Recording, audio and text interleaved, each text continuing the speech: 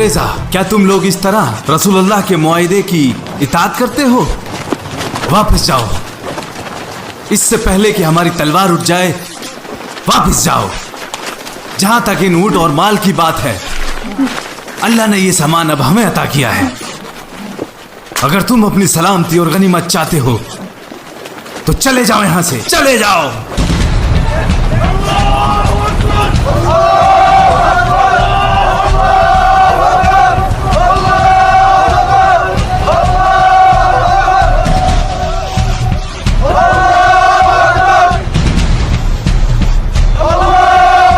या बनी कुरैज़ा, हमारी नजर अब तुम पर है। देखते हैं कि तुम क्या करते हो।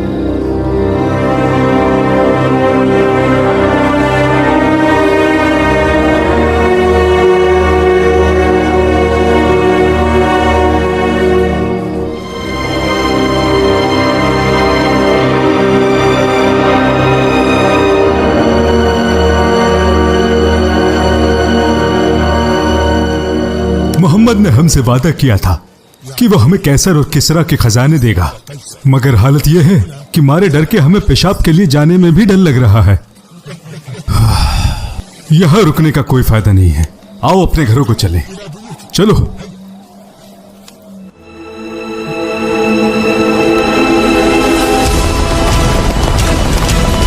होशियार रहो, दुश्मन आ गए हैं, दुश्मन आ गए हैं। जाओ, रोको उन्हें, वो खंदक तक ना पहुंच पाए। जाओ।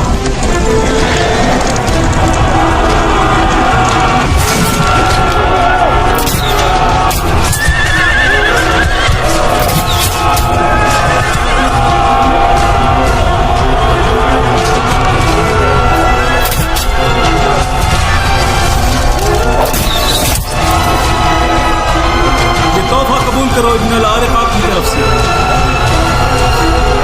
अल्लाह तुम्हारे चेहरे को जहन्नुम में गैरत कर दे। इस मरदूद ने बड़ी रख पर वार किया है।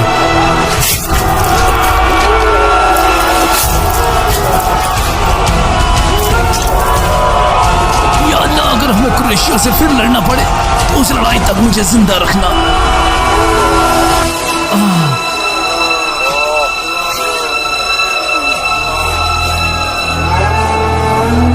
रसूल अल्लाह का हुक्म है कि तुम्हारे खेमे में इनकी अच्छे से देखभाल हो। ले जाओ इन्हें। रुफैदा, औस कबीले में साद रसूल अल्लाह को सबसे ज्यादा अजीज हैं। रसूल अल्लाह ने इन्हें तुम्हारी निगहबानी में दिया है, कोई कमी मत छोड़ना। इंशाअल्लाह जरूर, पूरी कोशिश करूंगी।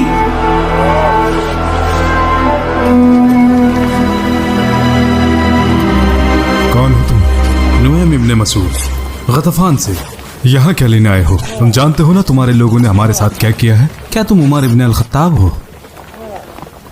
मुझे रसूल अल्लाह के पास ले चलो। क्या कहा? मुस्लिम हो?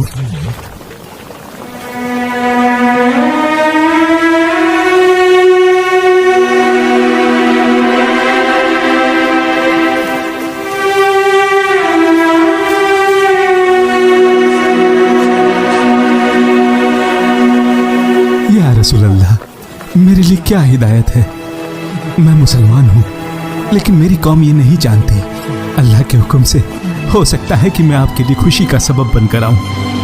कुरैज़ा की कौम, मैं तुम्हारा सच्चा दोस्त और खैर ख्वाह हूँ। सही कहा, हमें इसमें कोई शक नहीं। तो इसी दोस्ती के नाते मैं तुम्हें नसीहत करने आया हूँ, अगरचे ये मेरी कौम के खिलाफ ही क्यों न हो। कुरैश और गफ्तान के हालात तुमसे बहुत बेहतर हैं। ये जान लो, ये शहर तुम्हारा अपना है और यहाँ तुम अपने खानदानों के साथ रहते हो। तुम यहाँ से कहीं और नहीं जा सकते। कुरैश और गफ्तान के लोग मोहम्मद और उसके सहाबाओं से जंग करने के लिए आए हैं और तुम उनका साथ दे रहे हो। उनका शहर, जायदाद, बीवी, बच्चे यहां से बहुत दूर हैं। मगर तुम्हारी बात अलग है। कुरैश को अगर कब्जा करने का मौका मिला तो वो इसमें पीछे नहीं हटेंगे, लेकिन अगर उन्हें मौका ना मिला तो वो यहां से चले भी जाएंगे और तुम्हें तुम्हारे ही इलाके में मोहम्मद के रहम करम पर छोड़ जाएंगे। तो क्या तुम में मोहम्मद का सामना अकेले करने की ताकत है? मेरी नसीहत है कि तुम उन लोगों का साथ ना दो जब तक कि वो अपने बड़ों में से कुछ लोगों को बतौर जमानत तुम्हें हवाले ना कर दे। तुमने बिल्कुल सही कहा।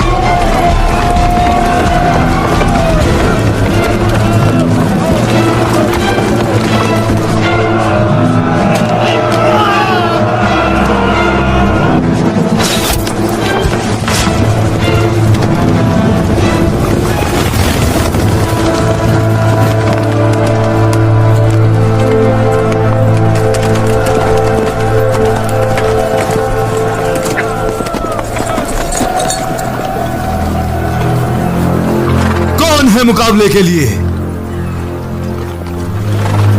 या अम्र, क्या तुमने खुदा का अहद नहीं किया था कि कुरैश का कोई इंसान दो इख्तियार में से तुम्हें एक चुनने को कहता है तो तुम चुनोगे? बिल्कुल। तो मैं तुम्हें एक अल्लाह, उसके रसूल और इस्लाम की दावत देता हूं। मुझे इसकी जरूरत नहीं, तो मैं तुम्हें मुकाबले की दावत देता हूं। क्यों भतीजे? वल्लाहि मैं तुम्हें मारना नहीं चाहता, क्योंकि वल्लाह मैं तुम्हें मारना चाहता हूं।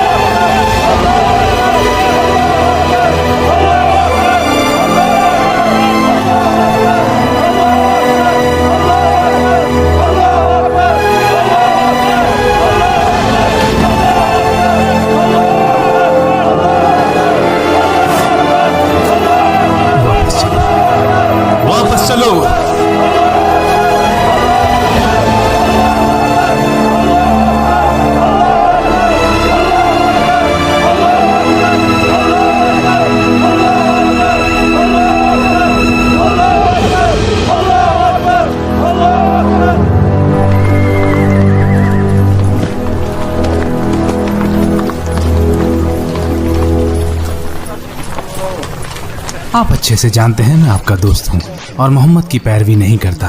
खैर ख्वाह होने के नाते मुझे आपका ख्याल है और मैं एक मशवरा देना चाहता हूँ, लेकिन किसी को इल्म ना हो कि मैं आपका जासूस हूँ। भरोसा रखो। तो मैं आपको बताना चाहता हूँ कि मोहम्मद के साथ यजीदों ने फिर से मुआहदा कर लिया है और इसके लिए एक पैगाम मोहम्मद के पास भिजवाया है कि वो अपने किए पर शर्मिंदा हैं और ये भी कि अगर वो कुरैश और गताफान के कुछ बड़े लोगों को कत्ल करके आपके हवाले कर दें तो क्या आप उनसे राजी हो जाएंगे। उन्होंने वादा किया है कि वो जंग में आप लोगों के खिलाफ मोहम्मद का साथ देंगे जब तक तुम्हें यहाँ से बाहर न खदेड़ दें, और ये पेशकश कबूल की है।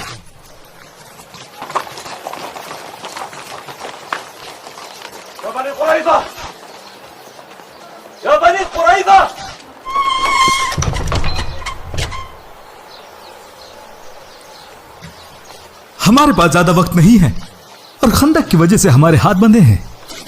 आओ हम मिलकर मोहम्मद के साथ जंग करते हैं और उन्हें खत्म करते हैं। आज हमारा हफ्ते का दिन है और इस दिन हम कुछ नहीं करते, और वैसे भी मोहम्मद के खिलाफ तुम्हारा साथ इस जंग में हम हरगिज ना देंगे जब तक कि तुम बतौर जमानत अपने कुछ लोगों को हमारे पास नहीं छोड़ जाते।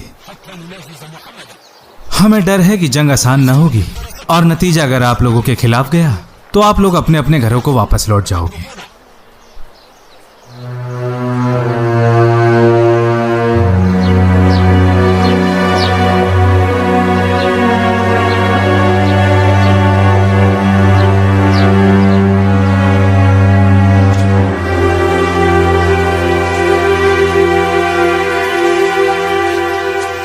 नुआम की खबर पक्की थी। हाँ वल्लाही मैं अपना एक आदमी भी इनके हवाले नहीं करूंगा। नुआम इब्ने मसूद ने सच ही कहा था। वल्लाही जब तक ये हमें जमानत ना दे दे हम इनके साथ नहीं लड़ेंगे।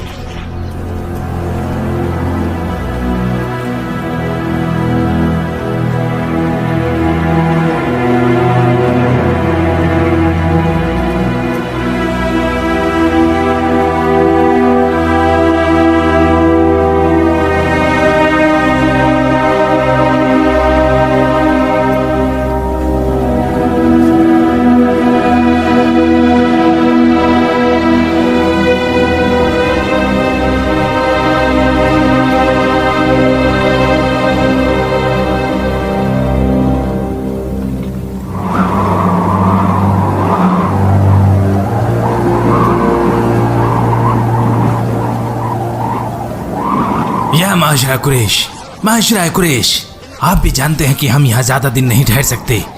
हमारे ऊंट और घोड़े तो बीमार हो ही रहे हैं, साथ में यहूदी और कुरैजा भी अपना वादा नहीं निभा पा रहे। इन सर्द हवाओं ने भी बदहाल किया हुआ है। न हम कुछ बना सकते हैं, न पका सकते हैं और न जला सकते हैं। कुछ भी ठीक नहीं हो रहा। मेरा मशवरा है घर वापस चलो। या रसूलुल्लाह, या रसूलुल्लाह, दुश्मन भाग रहे हैं, दुश्मन भाग रहे हैं।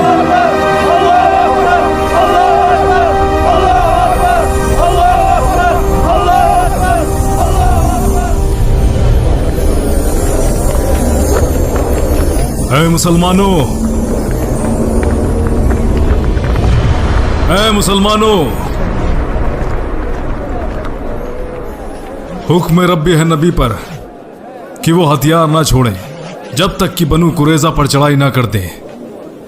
तो नबी का फरमान सुनो, असर की नमाज कुरैजा के यहां पढ़ेंगे।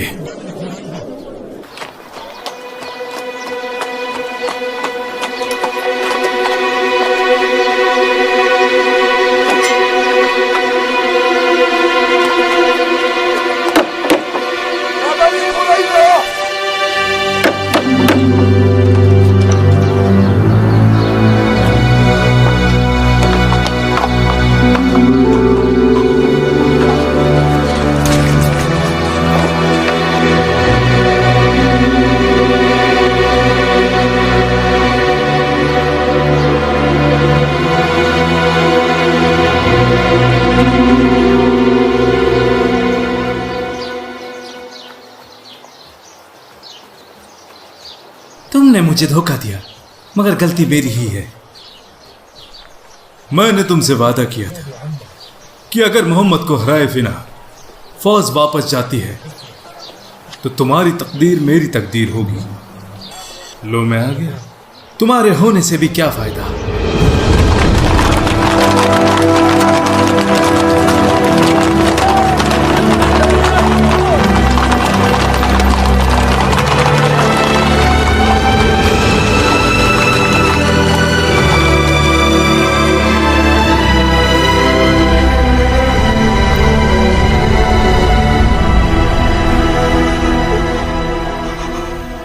अब जल्दी ठीक हो जाएंगे साथ।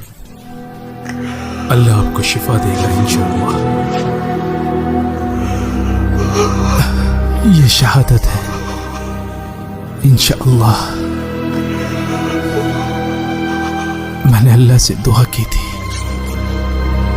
कुरैश के साथ अगर जंग बाकी हो तो मुझे जिंदा रखे।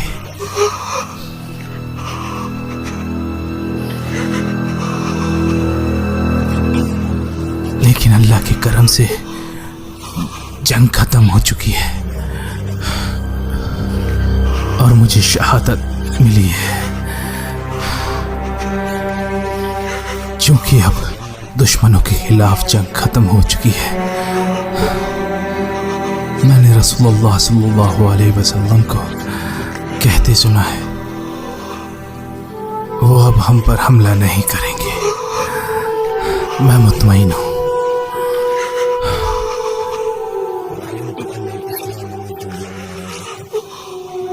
और यहां से इस्लाम नई बुलंदियों पर जाएगा और मुशरिकीन के हालात बदतर होते जाएंगे। मेरी रब से दुआ है कि मेरी दुआओं को कबूल करे।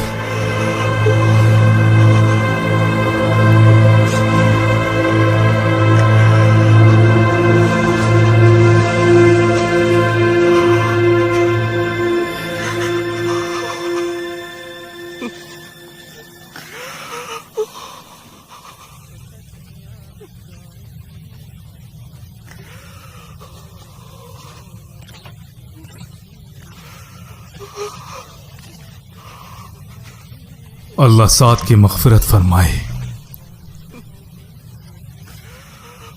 इन्होंने अपने अक़ायद पूरे किए और अल्लाह के हुकूक अदा कर दिए। इनकी वफ़ात नबी की पैरवी करते हुए हुई। हमारा यकीन है कि अल्लाह इन्हें शहीदों में शुमार करेगा। जो कुछ है वो सिर्फ और सिर्फ अल्लाह का है।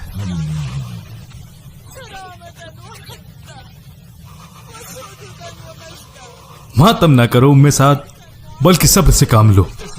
ये अल्लाह की ही मर्जी थी। रहने दो या बिलाल, हर औरत का रोना सच्चा नहीं होता। साद इब्ने मुआद के लिए रोने वाली औरतों के सिवा।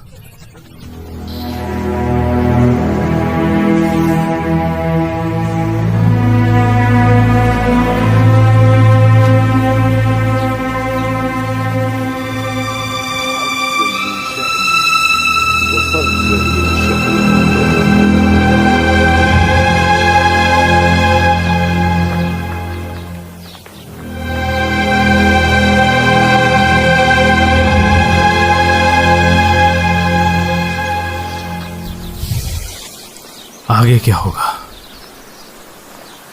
आगे क्या?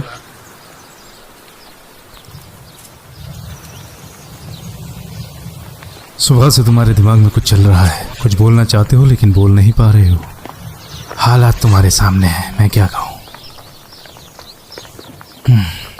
लोग जा चुके हैं, या तो मौत हो चुकी है या मोहम्मद और उनके साहबाओं से जाकर मिल गए हैं। जैसे कल की ही बात हो, हम अपने बड़ों के साथ अंदर बैठा करते थे। मोहम्मद और उसके दीन के बारे में बहस किया करते थे कि कैसे इसको जड़ से खत्म करें। और इस कल को जानते भी हो 19 साल हो चुके हैं। ये कुदरत का निज़ाम है कि मौजूदा हालात ज़्यादा वक्त तक कायम नहीं रहते। अगर हम उन्हें लोगों के पास जाने से न रोकते तो दो बातें हो सकती थी। या तो अरब उन्हें हराते थे, और अगर उन्हें फतह मिलती तो लोग ज़्यादती या इज्तिमाई तौर पर उनके दीन में दाखिल होते।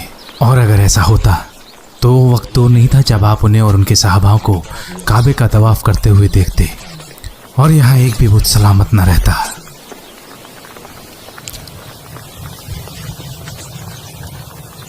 तो अब क्या सोच रहे हो?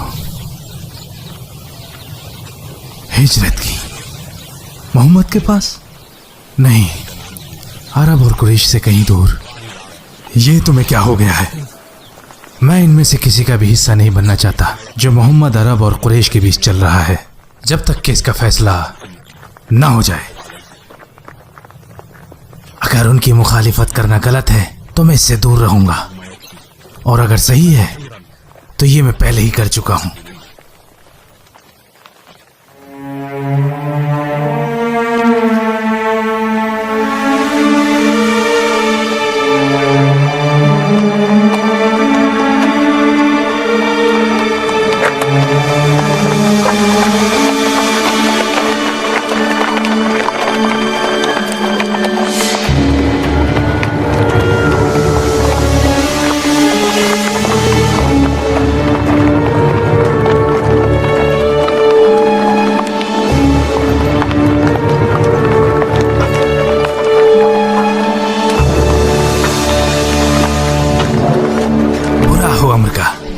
वो हमें ऐसे वक्त पर छोड़कर गया है जब हमें उसकी सबसे ज्यादा जरूरत थी।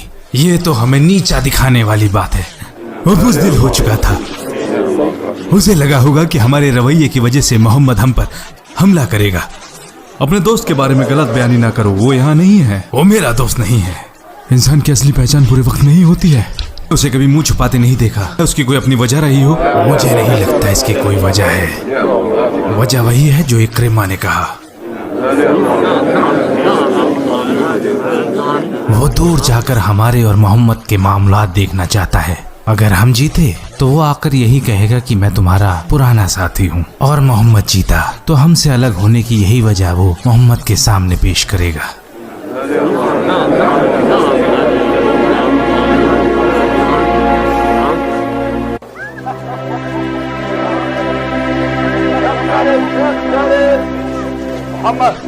क्या बात है, आज बड़े खुश दिखाई दे रहे हो उमर इब्न अल-खत्ताब। कैसे ना हो, जब रसूलुल्लाह हमें खुद मक्का ले जा रहे हैं उम्रा के लिए। क्या कह रहे हो? बिल्कुल सही कह रहा हूँ, उन्होंने ये सबको बताने का हुक्म दिया है। अल्हम्दुलिल्लाह। मगर कुरैश का क्या? भूल जाओ उन्हें। रसूलुल्लाह ने अपने ख्वाब में देखा कि वो हमारे साथ मक्का जा रहे हैं। उनका ख्वाब हमेशा हक रहा है। चलने के लिए तैयार हो जाओ, मैं भी निकल रहा हूँ।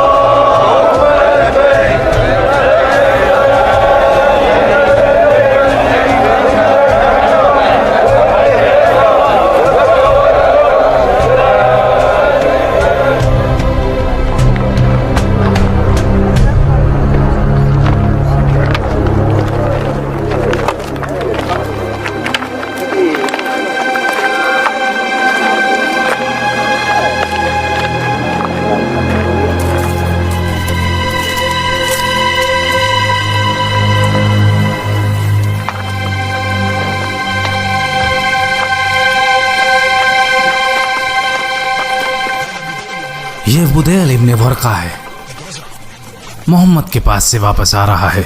देखते हैं हमारे लिए क्या खबर लाया है। कुरैश के लोगों, वल्लाही मोहम्मद के साथ जबरदस्ती ना करो। हम उनसे मिले हैं, बातचीत की है। वो यहाँ जंग के लिए नहीं आए हैं, वो सिर्फ यहाँ काबे की ज़ियारत और उम्रा के लिए आए हैं। इसी में ही सबकी भलाई है। मुझे लगता है कि आप लोगों को हमारी बात समझनी चाहिए। उन्होंने ये भी कहा कि अगर कुरैश की कोई शर्त है तो वो उसे भी मानेंगे। मेरा ख्याल है कि उन्हें उम्रा के लिए जाने दिया जाए। तो अपने साथ हथियार किस लिए लाए हैं? एहतियात के लिए, ताकि तुम लोग हमला ना कर दो। हाँ, करेंगे। अगर उसने शहर में घुसने की कोशिश की तो चाहे वो जंग ना करने की गर्ज से ही क्यों ना आया हो, वल्लाही वो हमारे शहर में जबरदस्ती दाखिल नहीं हो सकता और इस पर अरबों को भी कोई एतराज ना होगा। हम तो तुम्हारे बीच अमन व अमान और सुलह चाहते हैं। हमें मालूम है कि तुम्हारे ताल्लुकात मोहम्मद के साथ अच्छे हैं और तुम उन्हें हमारे बारे में खबरें भी देते हो। तुम जा सकते हो, हमें तुम्हारे मशवरे की कोई जरूरत नहीं। वो लोग बैतुल हरम की ज़ियारत के लिए आए हैं, क्या तुम उन्हें जाने नहीं दोगे? अगर ऐसा किया तो अरब तुम्हारे खिलाफ हो जाएंगे, चाहे तुम्हारा दिन एक ही क्यों ना हो। वो कहेंगे कुरैश कब से काबा को अपनी मिल्कियत समझने लगे, जबकि ये पूरी इंसानियत के लिए है। हम कुरैश की इज्जत करते हैं क्योंकि वो काबा के रखवाले हैं और हम ये बिल्कुल बर्दाश्त न करेंगे कि वो काबे को अपनी मिल्कियत मान लें। और अगर कल अरब और कुरैश के बीच इख्तिलाफ पैदा हुए तो क्या कुरैश उन्हें भी काबे की ज़ियारत से रोकेंगे?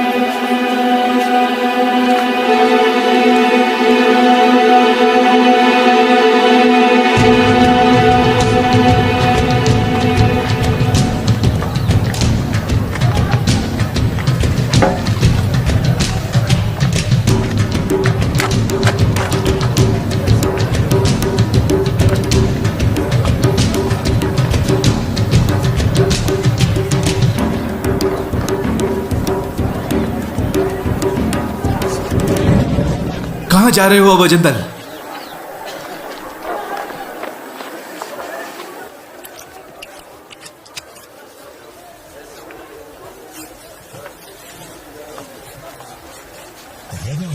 तो क्या ऐसे वादा खिलाफी करोगे अगर बाहर जाने दूंगा?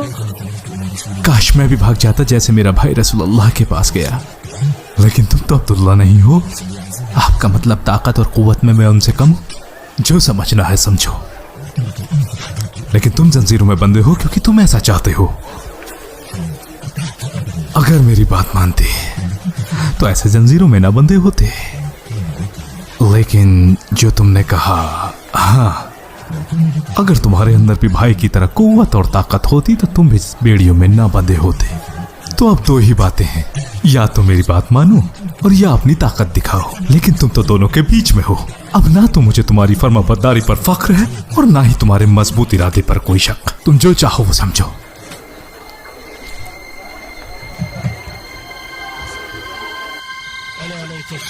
मैं कैसे इस वादी में अपनी रात गुजारूंगा जबकि इत्कार और जलील मेरे करीब हैं?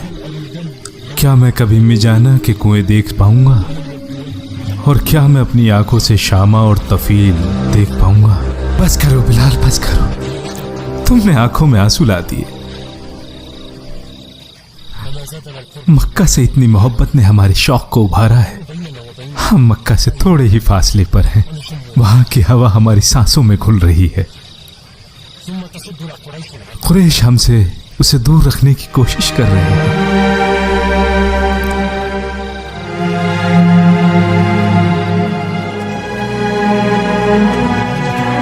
ये तो उर्वा इब्न मसूद अल-तखाफी है। उसकी माँ सुबैया बिनते अब्द शम्स है। वो जरूर कुरैश की तरफ से हमारे लिए पैगाम लाया है।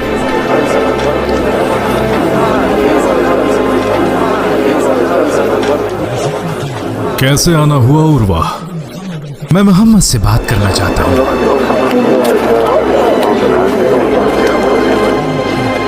या मोहम्मद, आप कैसे अनजान लोगों की जमात लेकर यहाँ आए हो और अपने ही कौम और कबीले वालों से जंग करना चाहते हो। वो शेर की खाल में कुरैश हैं। अल्लाह का अहद क्या है कि जबरदस्ती आपको मक्का में ना घुसने देंगे। वल्लाही मैं देख सकता हूँ कि आपके ये साहबा आपका साथ छोड़ देंगे। ना मुंह काला करो ना पाक इंसान, अब तुम बताओगे कि हम रसूलुल्लाह को छोड़ देंगे? वल्लाही अगर माजी में तुमने मेरा साथ न दिया होता फिर मैं तुम्हें बताता। या माशरा कुरैश, मैंने फारस के बादशाह को भी देखा है, रोम की ताकत भी देखी है और नजाशी का निजाम भी देखा है, लेकिन मैंने पहले कभी भी लोगों के बीच ऐसा बादशाह नहीं देखा जैसे मोहम्मद अपने सहाबाओं के बीच है। मैंने देखा है कि वो लोग उनको कभी नहीं छोड़ेंगे। हम मर्जी आपकी।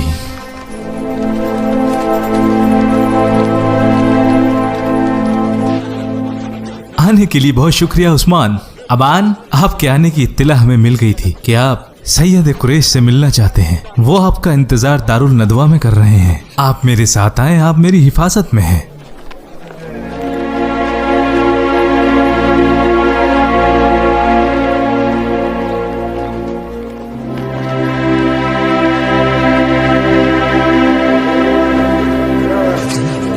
आपने जो कहा हमने सुना उस्मान। हम जानते हैं कि आप लोग हमसे जंग करने नहीं आए हैं, लेकिन ये हमारे लिए आसान नहीं कि आप हमारे शहर में दाखिल हों, जबकि सारा अरब इस खबर से मुखातिब है और हमने आपको रोकने का अहद किया है। अब अगर हमने हाँ की तो ये हमारी बेइज्जती होगी, लेकिन तुम यहाँ ठहर सकते हो जब तक कि हम लोग किसी नतीजे पर नहीं पहुंच जाते। उस्मान अब तक वापस क्यों नहीं आए? मुझे डर है कि कहीं कुछ गलत ना हुआ हो। आपको लगता है कि उन्होंने उनको बंदी बनाया है? अगर ऐसा हुआ तो ये जंग का ऐलान है। उन्होंने उनका कत्ल किया है। उस्मान का कत्ल हो चुका है। अल्लाह उन सबको कत्ल करते। क्या क्या बात कर रहे हो? हमारा एक मुखबिर अभी मक्का से लौटा है और उसने रसूलुल्लाह को उस्मान के गायब होने की खबर दी है। रसूलुल्लाह का फरमान पहुंचाने के बाद यह खबर सारे मक्का में आम है कि उनका कत्ल हो चुका है। तो फिर ये एक जंग है। यही कहा रसूलुल्लाह ने भी कि जब तक हम जंग ना करेंगे वापस ना जाएंगे। उन्होंने उस पेड़ के करीब इकट्ठा होने को कहा है ताकि हम अहद ले सकें कि हम यहाँ से नहीं जाएंगे। आप लोगों को इकट्ठा करें। उमर, आपकी आवाज सबसे बुलंद है। ऐ लोगों, ऐ लोगों।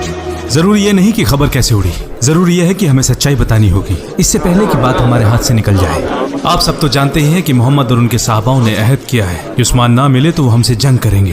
तो करने दो, ये तो होना ही था ना। वल्लाह अगर इससे बचने का रास्ता है तो हम जंग नहीं करना चाहते। खालिद ने बिल्कुल सही कहा। अगर वो शुरू करते तो हम उनसे जंग जरूर लड़ते। उनकी जंग करने की कोई तमन्ना ना थी जब तक कि उस्मान के कत्ल होने की झूठी खबर आग की तरह न फैल गई। हमें उस्मान को फौरन भेजना होगा।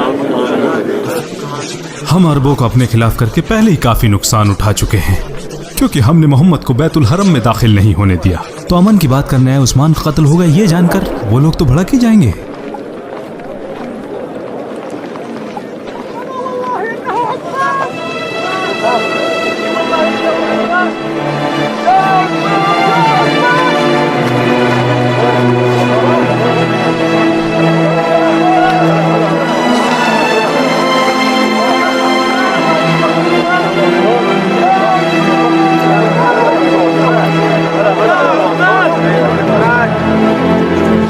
वल्लाही और कुछ नहीं बल्कि सारे अरबों को हमने अपने खिलाफ गवाह बना लिया है और हमारी अहमियत मोहम्मद के मुकाबले कम हो गई है। वल्लाही अगर आप उन्हें अपने साथ जंग के लिए बुलाते हो तो वो नहीं आएंगे, और अगर मोहम्मद जबरदस्ती मक्का में घुसने की कोशिश करें तो हम उन्हें रोक भी नहीं पाएंगे। खालिद इब्न अल वलीद हमारी फौज का सिपह सालार अब हमें बता रहा है कि मोहम्मद के खिलाफ न खड़े हों। रहने दो अबू सुफियान। अबू सुलेमान ने बिल्कुल हक बात कही है। अक्लमंदी से ही फतह हासिल होती है। तो फिर क्या करना चाहिए हमें? ना तो तुम लड़ना ही चाहते हो और ना ही तुम उसे बैतुल हरम की ज़ियारत करने देना चाहते हो। तो चाहते क्या हो?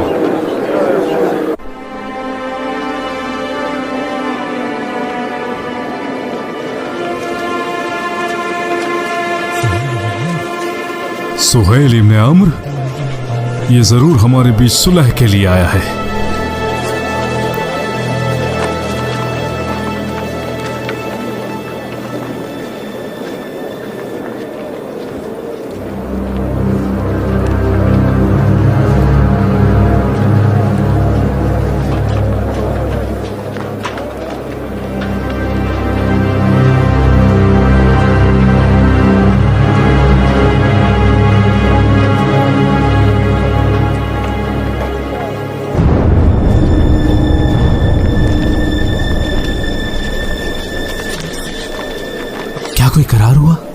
हाँ, मुझे लगता है। क्या लगता है? जो भी कुछ हुआ हमें उसे लिखना होगा। कल लिखा जाएगा और गवाह उस पर अपनी मोहर लगाएंगे। आप लोग खुश क्यों नहीं हैं? या अबा बकर, क्या वो रसूलुल्लाह नहीं है? बिला शक। क्या हम मुसलमान नहीं हैं? क्या वो सब मुशरिक नहीं हैं? तो वो सब क्यों कबूल किया गया जिससे दीन में नुकसान है? तो हम बिना ज़ियारत के ही क्यों जा रहे हैं? हम उनसे ताकतवर हैं और ज़्यादा कुव्वत रखते हैं। हम अगले साल दाखिल होंगे इंशाअल्लाह। तो अगर अब कोई कुरैश से इस्लाम कबूल करने आता है बिना अपने वालिद की इजाज़त लिए तो हमें उसे वापस भेजना होगा। और अगर कोई इस्लाम से कुरैश की तरफ जाता है उसे कोई इजाज़त नहीं लेनी होगी। ये कैसे हो सकता है? या उमर, वो अल्लाह के रसूल हैं। वो वही करते हैं जो अल्लाह हुक्म देता है, तो वो जो कुछ कहें उसे बिला शक मान लो।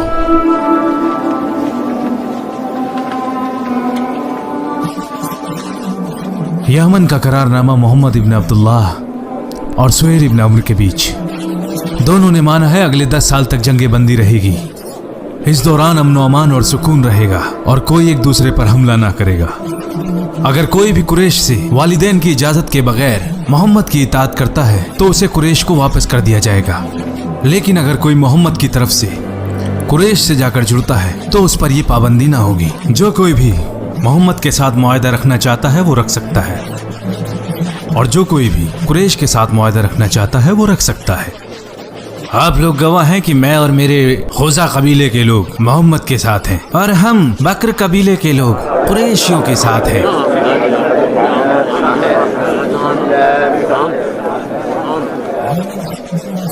इसके अलावा मोहम्मद और उनके साहबा इस साल मक्का में दाखिल हुए बिना ही वापस लौट जाएंगे।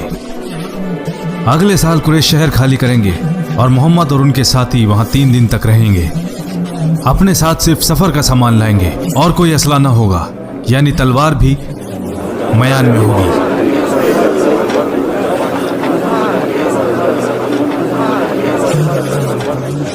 मुआहदे के गवाह कुरैश की तरफ से सुहेल इब्न अम्र और मरकज इब्न हफ्स हैं, जबकि मुसलमानों की तरफ से Abu Bakr al Siddiq, Umar ibn al Khattab, Saad ibn Abi Waqqas, Abdul Rahman ibn Auf, Muhammad ibn Maslama, Ali ibn Abi Talib और अब्दुल्ला इब्न सुहेल इब्न अम्र है।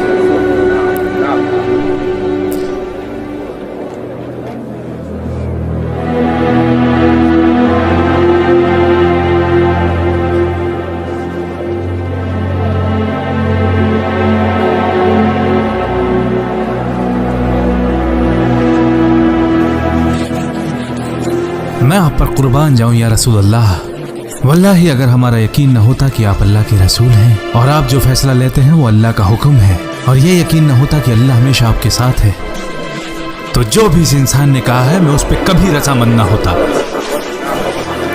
या माशरा मुस्लिमीन, या माशरा मुस्लिमीन, मैं बचकर आ गया हूँ, मुझे पनाह दे दो, मुझे पनाह दे दो, मैं बचकर आ गया हूँ। तुम्हारे आने से पहले ही हमारे बीच मुआहदा हो चुका है। या माशरा मुस्लिमीन, मुझे वापस इन मुशरिकीन के पास लौटाया जा रहा है, मेरी मदद करो। रुक जाओ अबू जंदल। रसूल अल्लाह के हुक्म से हमारे और इन लोगों के बीच में सुलह का मुआहदा हुआ है और अब हम उसके खिलाफ नहीं जा सकते। हालांकि उन्होंने मुझे खुशखबरी देने को भी कहा है कि मैं आपको बता दूं। सब्र रखें अबू जंदल, अल्लाह आपके लिए जरूर कोई रास्ता निकाल लेगा। सब्र रखें अबू जंदल।